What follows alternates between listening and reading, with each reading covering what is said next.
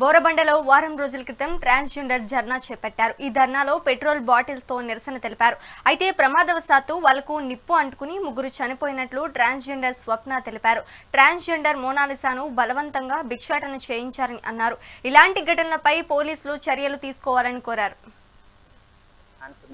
మొన్న 17వ తారీఖు రోజు జరిగిన సిచ్యువేషన్ ఎందుకంటే ఒక ట్రాన్స్ మాతో పాటు ఉన్న మోనాలిసా గారు మమ్మల్ని ఒక 5-6 ఇయర్స్ నుంచి అతి ఘోరంగా మమ్మల్ని చిత్రహింసలు పెడుతుంది. ఆమెతో పాటు ఉన్న సహచరులు కూడా ఉన్నారు. అయితే ఆ అనుకరణతో మాకు తట్టుకోలేక మాతో డైలీ ఉన్న డబ్బులు సంపాదించుకోవడం మొత్తం తీసేసి పంపించడం చేయడము మాకు చాలా విధంగా రౌడీ షీట్లతోటి అలాగే మాకు టార్చర్ పెట్టడం జరుగుతుంది. ఓపెనింగ్స్ లో అనిపించడం గొడవ పెడుతుంది. ఇవన్నీ తప్పు అని చెప్పడంతో మమ్మల్ని వేరే వాళ్ళతో కొట్టడం చేయడం లేదా లేనిప్పుడు కేసులు ఏమితో మేము బయటకు వచ్చేసి ఆమె 6 ఇయర్స్ నుంచి అదే విధంగా టార్చర్ పెడుతుంది. మేము బయట ఎందుకున్న దేనికున్నా మా దగ్గర రావాలి చేయాలి ఇట్లుంటే మేము వదిలేస్తాం చేస్తాం అని చెప్పి వేరేగా మాట్లాడుతూ మాకు తట్టుకోలేక అందరూ బోరబండ బస్ స్టాండ్కి వచ్చాము. పెట్రోల్ పోసుకుంటూ ఆ నేపథ్యంలో మంట అంటుకొని చేసుకుంది.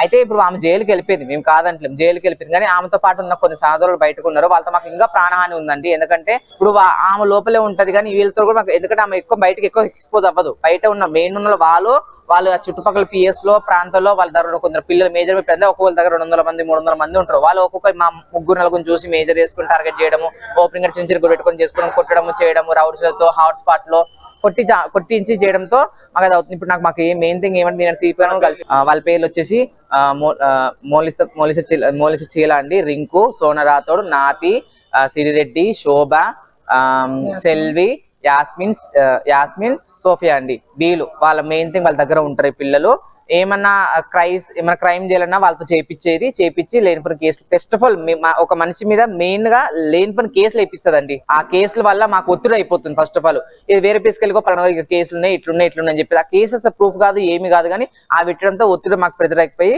ఇంకోటి మాకు ఆమెతో ఉండడం నచ్చక చేయక ఇప్పుడు మాకు ఈ విధంగా లేకపోతే మొన్న కూడా రీసెంట్లీ మేము ఆమె జైలు వెళ్ళిపోయినాక మా గల్లీలో పాటు ఆటోలో పలానా ట్రాన్స్జెండర్స్ వచ్చి గల్లీలో పాటు ఆటోలో వేసి తిరగడం చేయడము మాకు ప్రాణదనం అవుతుందండి. వాళ్ళు బయట ఉన్నారు. మాకు రేపొద్దున ఏమవుతుంది ఎట్లా అవుతుందని చెప్పేసి మెయిన్ థింగ్ దానికోసం సీపర్ కూడా